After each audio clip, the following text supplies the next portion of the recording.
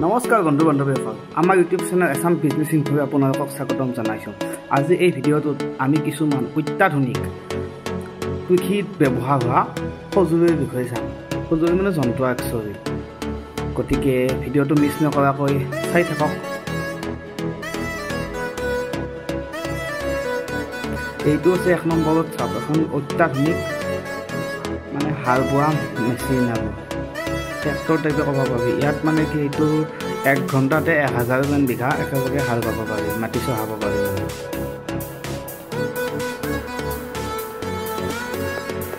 এনেকুৱা ধৰণৰ মেচিন বৰ্তমানলৈকে আমাৰ অসমত যদিও ব্যৱহাৰ হোৱা নাই, ইন ফিউচাৰত ভৱিষ্যতত নিশ্চয় ব্যৱহাৰ হ'ব।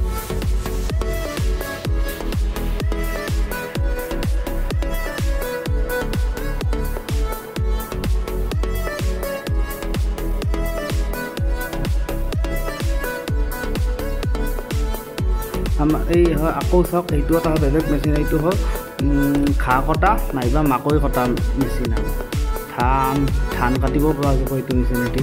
চাওক, এখন গাড়ীৰে কাটি আছে এটা মেচিনেদি, আৰু আন এখন গাড়ীত বস্তুখিনি অট'মেটিক কৰি দি আছে।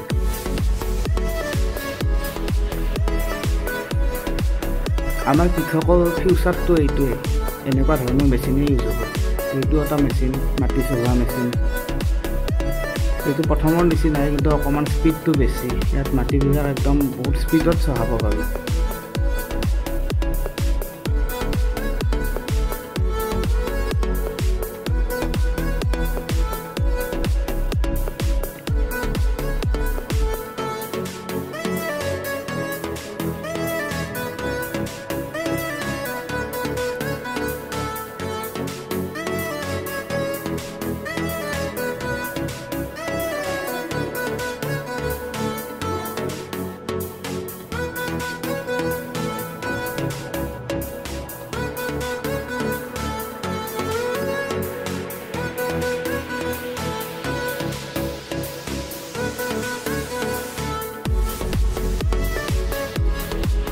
এইটো হয় এটা নতুন মেচিন। এইটো হয় আমাৰ শাক পাচলি কটা মেচিন।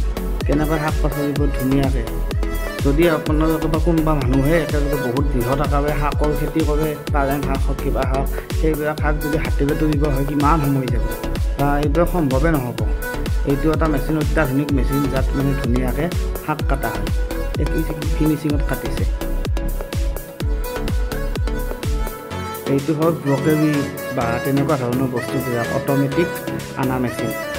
মানুহে ছিঙি এইবিলাক ডাঙৰ ডাঙৰ ফাৰ্মত যেতিয়া এইবিলাক বস্তু হয় ন, ব্ৰকেৰি হওক, ফুলকবি হওক, কবি হওক, তেনেকুৱা বস্তুবোৰ কেৰি কৰিবলৈ দিগদাৰ হয় এঠাইৰ পৰা আন ঠাইলৈ নিবলৈ। চ' গতিকে এইটো মেচিন যদি আহিছে, যাতে বস্তুবিলাক ছিঙি তাত দি দিয়ে অট'মেটিক কৰি থাকিব।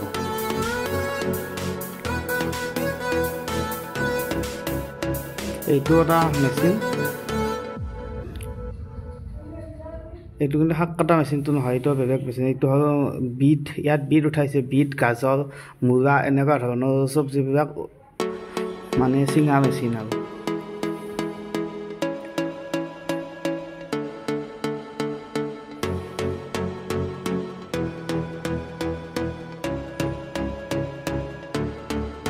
এইটো এটা মেচিন। এইটো হ'ল মাকৈ। ইয়াত আগতে এটা মেচিন আছিল কাটা, সেইটো হৈছে গোটেই গা গছবোৰ কাটি দিছে। এইটো ধৰক কি অকল মাকৈবিলাক উঠাব। চাওক আপোনালোকে কি সুন্দৰকৈ অকল মাকৈবিলাক উঠাই কাটি এঠাইৰ পৰা আন ঠাইলৈ ৰূপান্তৰিত হৈ যাই আছে, মানে স্থানান্তৰ কৰা হৈ গৈছে।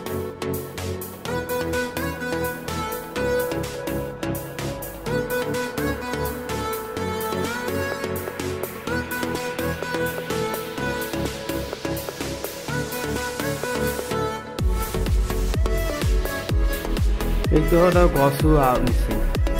কি সুন্দৰ টেকনিকত গছ ৰুই আছে। যেতিয়া আমাৰ অসমৰ কৃষকবোৰ মানে বহুত অত্যন্ত ধনী ৰূপত যাব, মানে কৃষকত যেতিয়া খেতি আমাৰ বহুত উন্নত মানত আহিব, তেতিয়া নিশ্চয় অসমতো আমাৰ এনেকুৱা ধৰণৰ মেচিন আহি যাব এটা সময়লৈকে।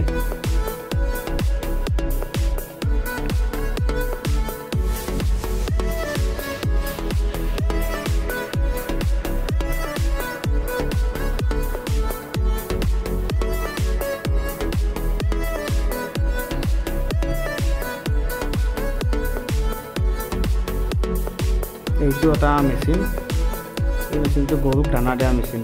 গৰুক যেতিয়া আমাৰ কোনোবাই বৃহৎ আকাৰত গৰু ফাৰ্ম কৰে তেতিয়া এনেকুৱা ধৰণৰ মেচিন ইউজ কৰে। বাহিৰত ইউজ কৰে, বৰ্তমান অসমত ইউজ কৰা নাই। এইবিলাক বহুত কষ্টলি হ'ব, গতিকে অসমত কৰিব পৰা হোৱা নাই। কিন্তু ভৱিষ্যতত এনেকুৱা মেচিনে মানে কৃষি ক্ষেত্ৰত স্থান পাব। এইটো এটা মেচিন, এইটো অত্যন্ত শক্তিশালী মেচিন। যেতিয়া মানে অকণমান বেছি খাৰাপ আমাৰ বন চন বেছিকৈ থাকে, তেনেকুৱা থকাত যদি মাটিখিনি চহাব লগা হয় তেতিয়া এইটো মেচিন ইউজ কৰে।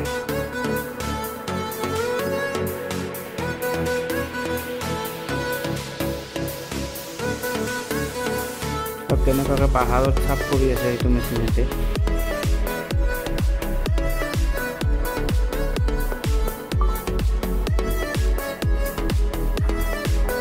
এইটোতো অত্যন্ত শক্তিশালী মেচিন, মানে একদম হাবি জংঘল এইটো মেচিনতে চাফ কৰি দিব পাৰি।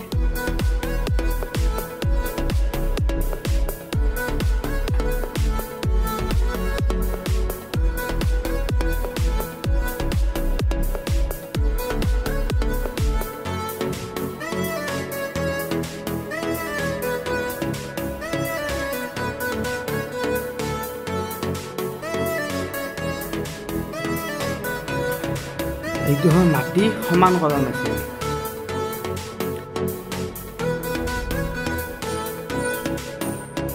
কি সুন্দৰকৈ মাটিকে সমান কৰি খেতিৰ কাৰণে উপযোগী কৰি আছে।